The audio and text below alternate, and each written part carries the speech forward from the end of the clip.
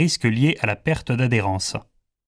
Les pneus sont la seule partie en contact avec la route et leur adhérence doit être maximale. Il faut vérifier leur état, le gonflage, le montage et s'ils sont adaptés à la moto et à l'état de la route.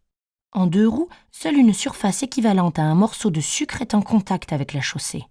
Une mauvaise adhérence peut entraîner une perte de contrôle et une chute quasi inévitable. La principale cause de perte d'adhérence peut déjà provenir de l'état de la moto elle-même, usure des pneus, des amortisseurs, du système de freinage, etc.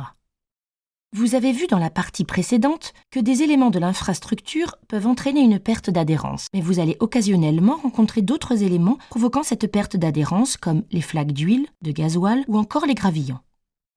Les ronds-points et intersections révèlent un nombre important et varié de résidus liés à leur grande fréquentation.